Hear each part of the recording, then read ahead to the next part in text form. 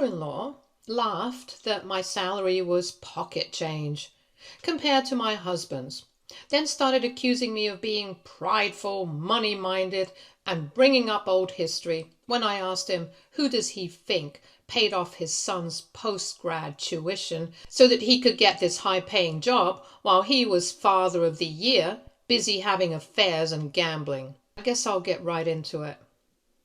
My father-in-law basically laughed at my salary like it was pocket change. And when I finally stood up for myself and hit back with the truth, suddenly I'm the one everyone's mad at. It's like I flipped some invisible switch and became the villain in the room.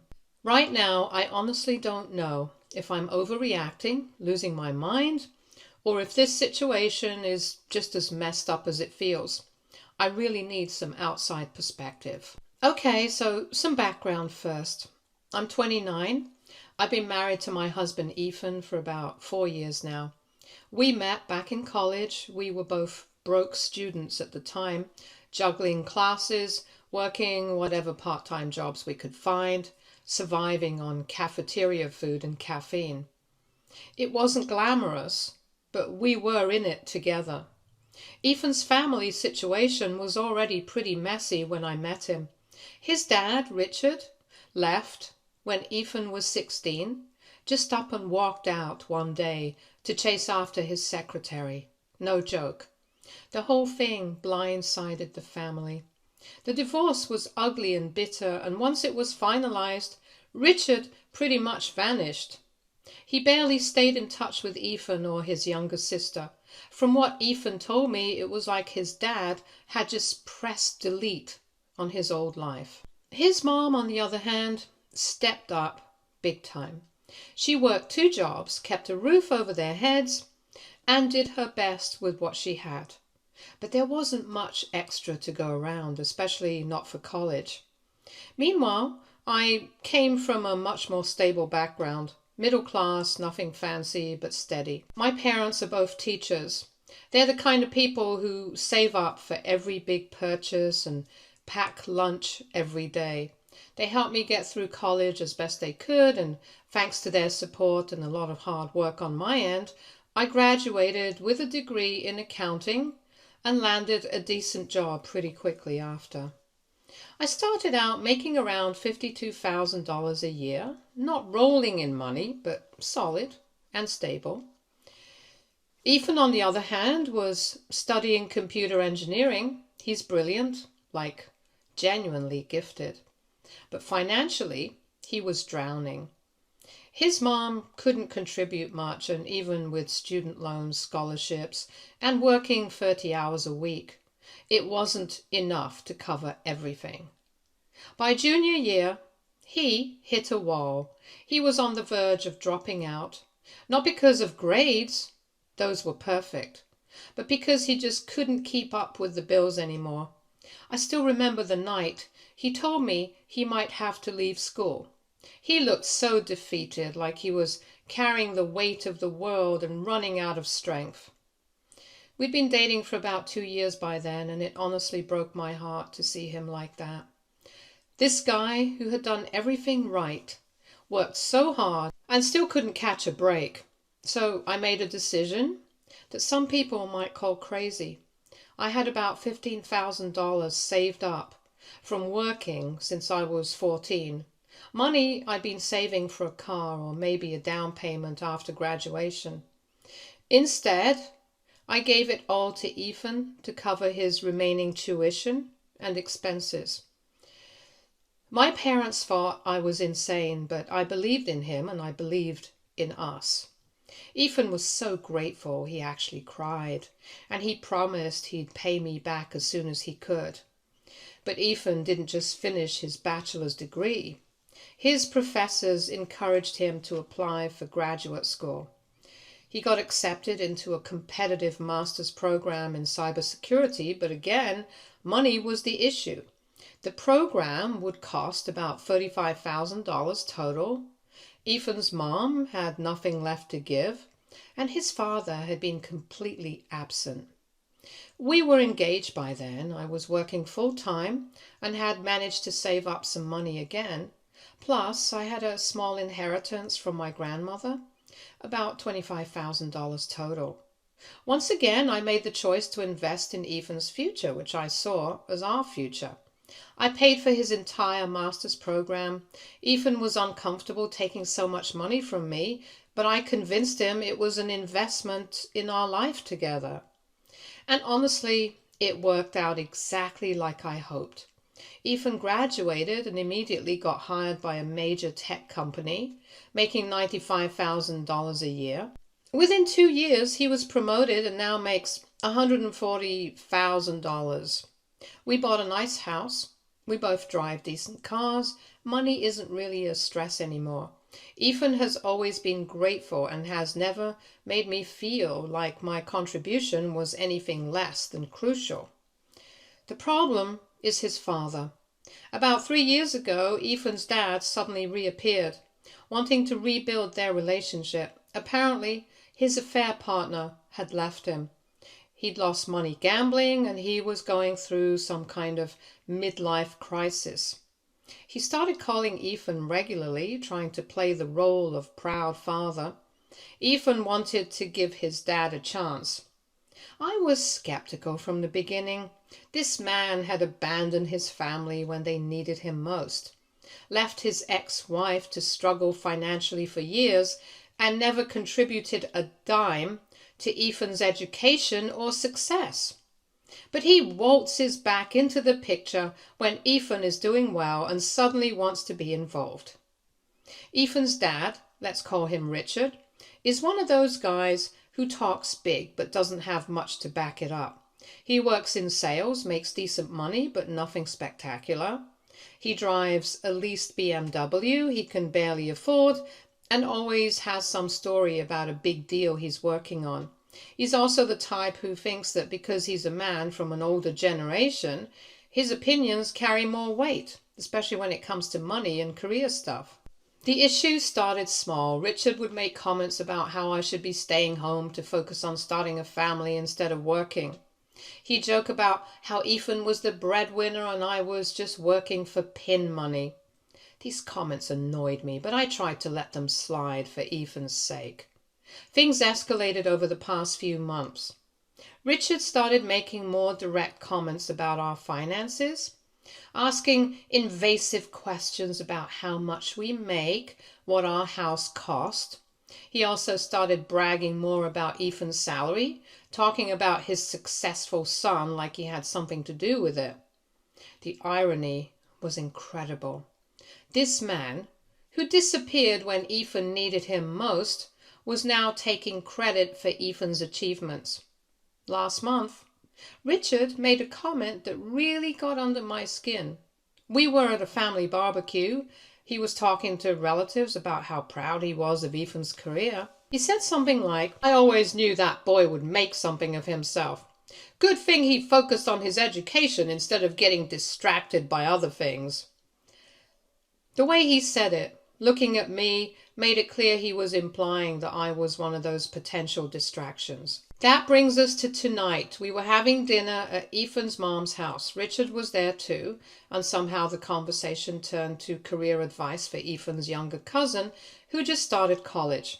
Richard was going on about the importance of focusing on high-earning careers and not getting sidetracked by lesser priorities.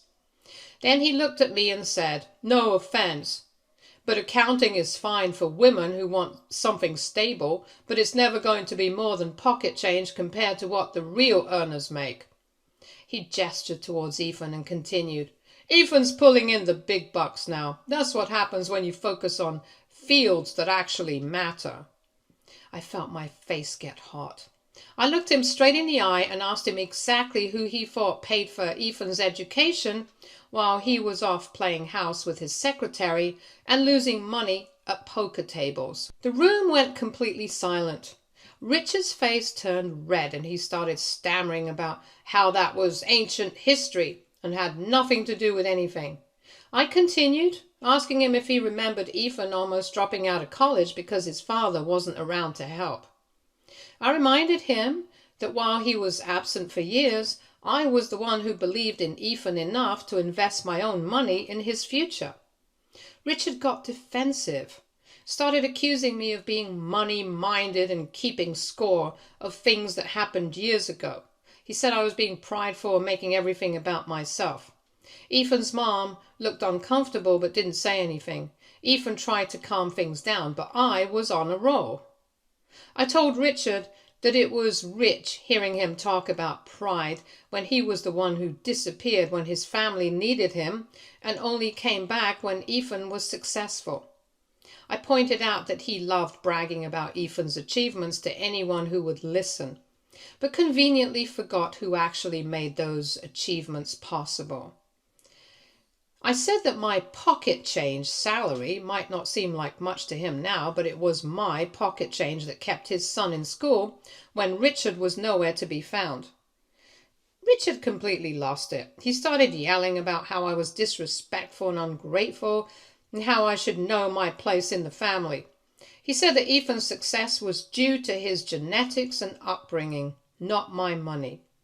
Ethan finally stepped in, told his father to stop, but the damage was done. The evening ended with Richard storming out, muttering about how I was poisoning Ethan against him, how I was the type of woman who would throw past mistakes in someone's face forever. Ethan's mom gave me a hug before we left and whispered that I wasn't wrong, but she seemed worried about the family drama this might cause. The drive home was quiet. Ethan eventually said he understood why I snapped, but he wished I hadn't brought up his dad's past like that in front of everyone.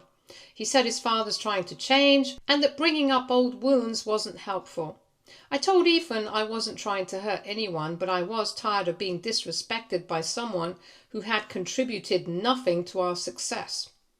Now I'm lying here wondering if I went too far. Part of me feels justified.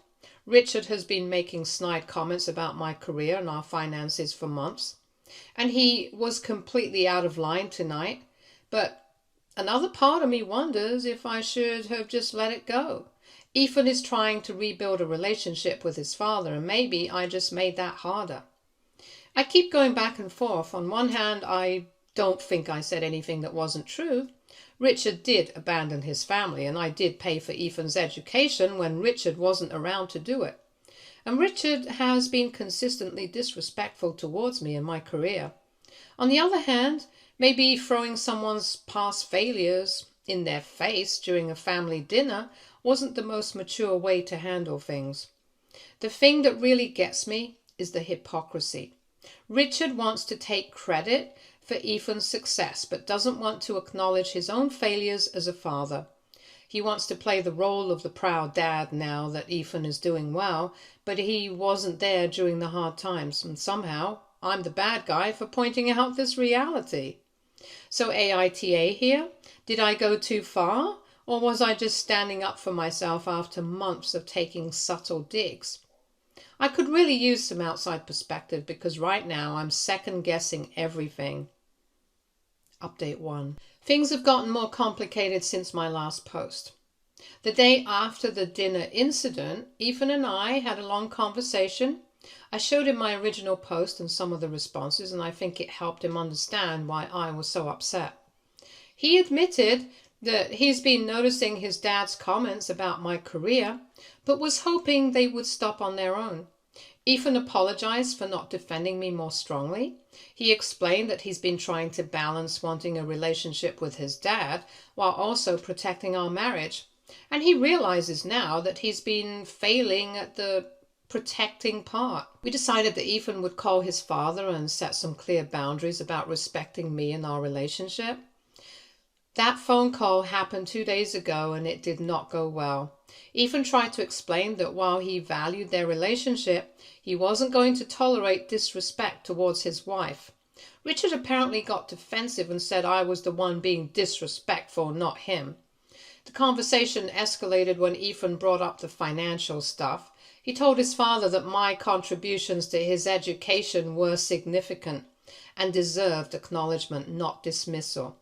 Richard's response was to accuse Ethan of being pussy-whipped and letting me turn him against his own family.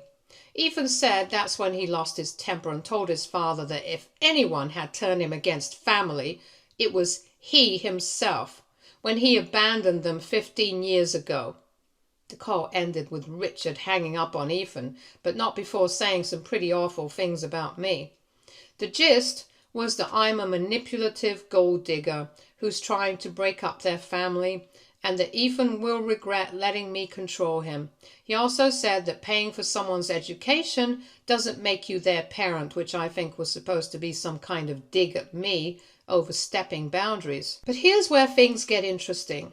Yesterday evening, Ethan's mom called us with some news. Apparently, Richard had called her after his fight with Ethan, presumably looking for sympathy or support. Instead of getting what he wanted, he got an earful from his ex-wife. Ethan's mom told us that she'd been biting her tongue about Richard's behavior for months. But hearing about what he said to Ethan pushed her over the edge. She apparently told Richard exactly what she thought about him taking credit for Ethan's success, while conveniently forgetting who actually sacrificed for it. She also reminded him that his genetics and guidance weren't much help when Ethan was eating ramen for every meal because his father was too busy with his affair to contribute to his son's education. According to Ethan's mom, Richard tried to defend himself by saying that his past mistakes didn't erase his right to be proud of his son now. She told him that being proud was fine, but dismissing and disrespecting the people who actually helped Ethan succeed was not. She said that I had done more for Ethan in 4 years of dating than Richard had done in Ethan's entire life, and that if Richard couldn't see that, then he didn't deserve the relationship Ethan was trying to build with him. Ethan was emotional hearing about his mom standing up for me like that. She's always been diplomatic about Richard, even after everything he put her through, so for her to finally speak up meant a lot. She called me later that evening and apologized for not saying something sooner. So now we're in a waiting period. Richard hasn't responded to his ex-wife's ultimatum, and Ethan hasn't heard from him since their fight. Part of me wonders if this is it, if Richard will just disappear again rather than admit he was wrong and apologize. Ethan seems to be processing everything pretty well. He told me that as much as he wanted a relationship with his father, he wasn't willing to sacrifice our marriage or my well-being for it. Having both Ethan and his mom validate my feelings and acknowledge my contributions has helped a lot. I was starting to wonder if I was being too sensitive, but their reactions have confirmed that I wasn't overreacting. Update 2. Richard surprised us all yesterday in a way that nobody saw coming. For the past few days, we hadn't heard anything from him. Ethan was starting to think that his father had just decided to disappear again rather than deal with the confrontation.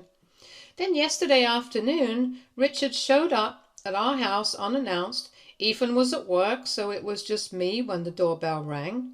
I saw him standing there with what looked like a folder in his hands. My first instinct was not to answer, but something about his posture made me hesitate. He didn't look angry or confrontational like I expected. He looked tired and kind of defeated. Richard asked if he could come in and talk to me. I told him Ethan wasn't home, and he said he knew that he actually wanted to talk to me alone first. I was suspicious, but curiosity got the better of me. I let him in, but I left the door open and stayed near it.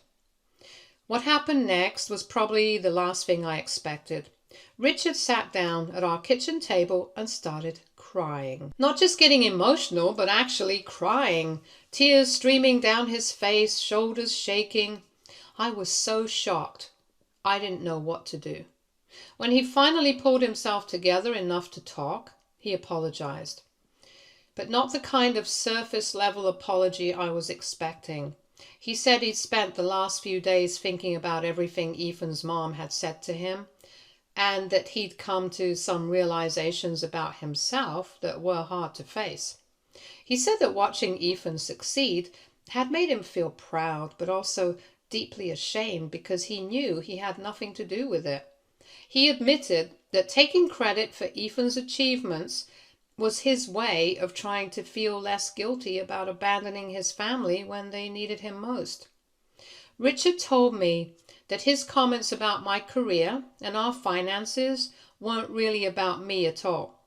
They were about his own insecurity and jealousy.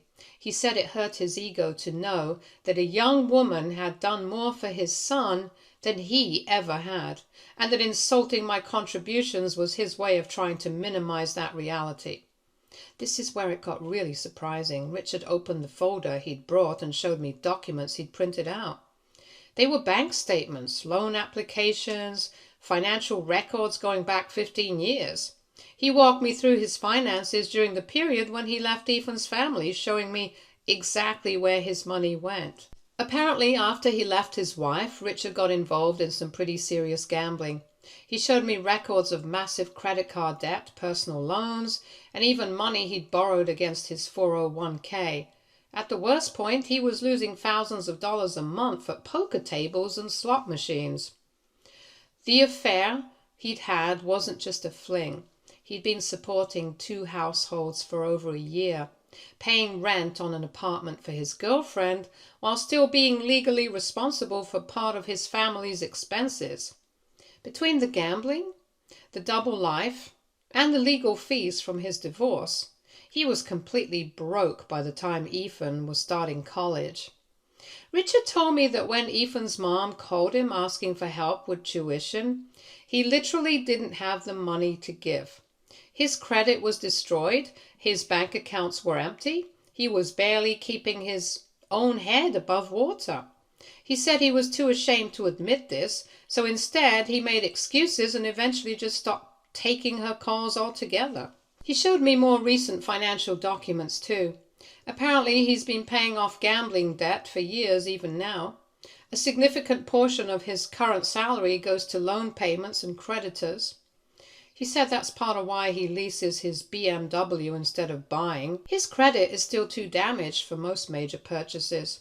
Richard said he wasn't trying to excuse his behavior or make me feel sorry for him.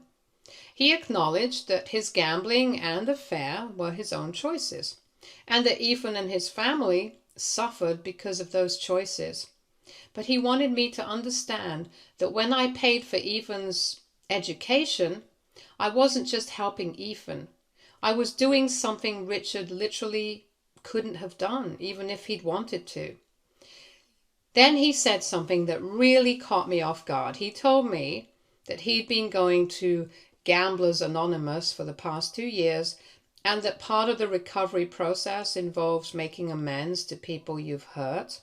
He said that his comments about my salary being pocket change were particularly cruel because he knew better than anyone how much financial sacrifice means. He asked for my forgiveness, not just for the recent comments, but for all the times he'd minimized my role in Ethan's life and success. He said he knew that Ethan might never forgive him for the years he was absent, but that he at least wanted to make sure I knew that he recognized and respected what I'd done for his son. I honestly didn't know how to respond. Part of me was still angry about everything he'd said and done, but seeing him break down like that and hearing him take full responsibility for his failures was not what I'd expected at all. When Ethan got home from work, I told him about Richard's visit.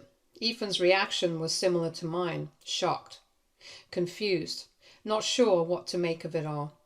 We looked through the financial documents together, and Ethan said some of the timeline made sense with things he remembered from his teenage years. Ethan said that understanding why his father wasn't there doesn't automatically forgive the fact that he wasn't there, but it does provide context that changes how he thinks about everything. He also said that Richard taking responsibility and acknowledging my contributions meant something to him, even if it didn't fix their relationship overnight. Ethan decided he wants to meet with his father to hear the full story himself. He's not ready to forgive and forget, but he said that if Richard is genuinely trying to change and make amends, then maybe there's a possibility of rebuilding some kind of relationship. Update 3. This will probably be my final update. A few days ago, Ethan met up with his dad, Richard, for the first real conversation they've had in years. They sat down at a coffee shop and ended up talking for over 2 hours. When Ethan came home afterward, he was quiet for a bit, clearly trying to process everything, but eventually we talked and he filled me in.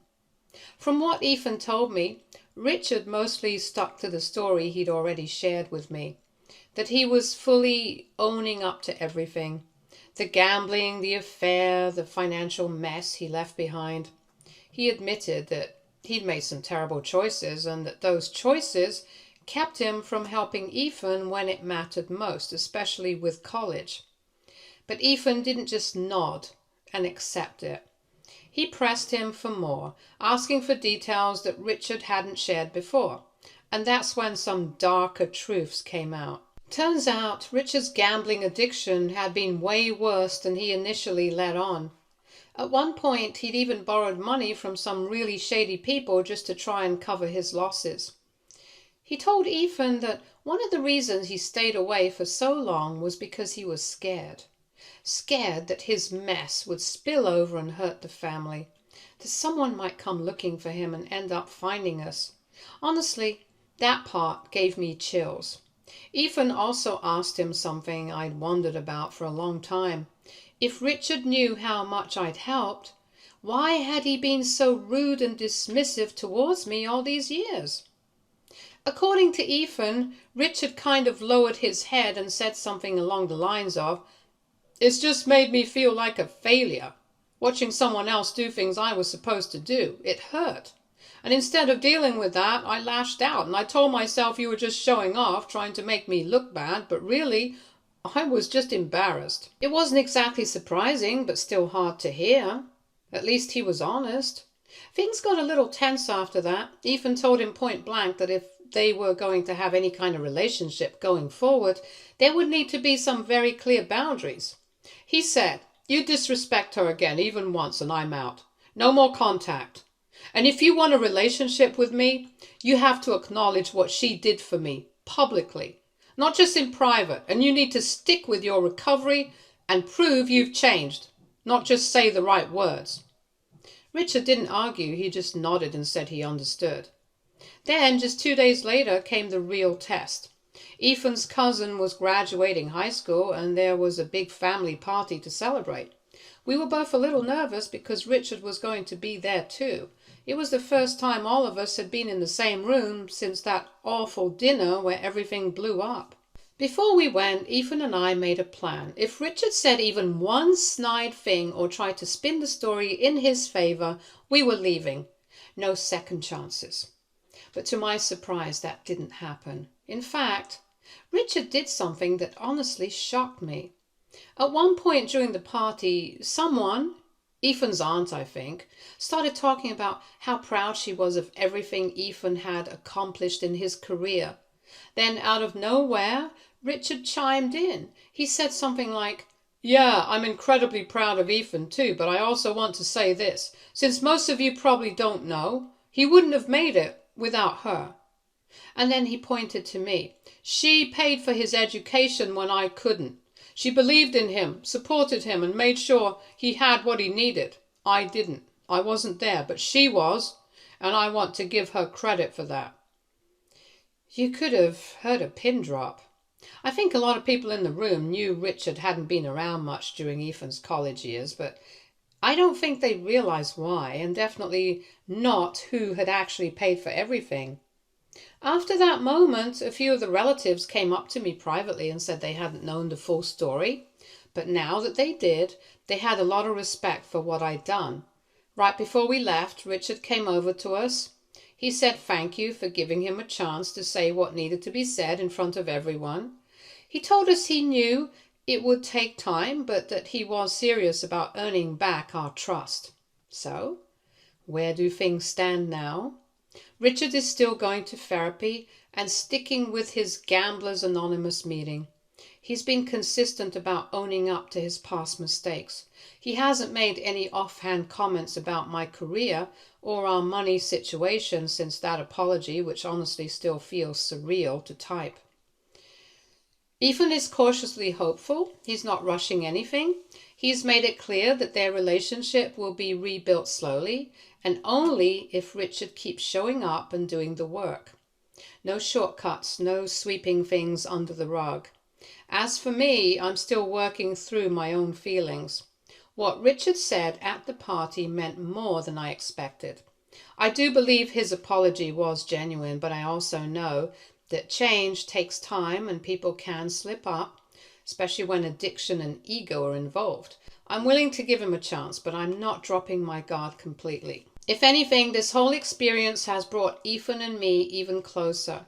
We've had some of the most open, honest talks we've ever had about money, family, loyalty, boundaries, all of it. He understands now just how much his dad's words has been affecting me, and he's made it clear that our marriage comes first, not keeping the peace with people who don't respect me. Looking back on my original post, I asked if I was being an a-hole for standing up for myself, for demanding acknowledgement, not letting the past be quietly swept aside. Now, after everything that's happened, I feel more certain than ever that I wasn't. I didn't want to break up a family. I just wanted honesty. I wanted the truth out in the open and to be treated with the respect I'd earned. And surprisingly, Richard rose to the challenge. He could have disappeared again or blamed everyone else or made excuses, but instead he owned up and started doing the work. If you're reading this and dealing with something similar, I just want to say it's worth having the hard conversations. Avoiding conflict to keep the peace usually just builds resentment. Sometimes you have to shake things up to make room for real change. It's not a perfect ending, but it's a hopeful one, and sometimes that's more than enough. Stay tuned for more stories from our girl relationships.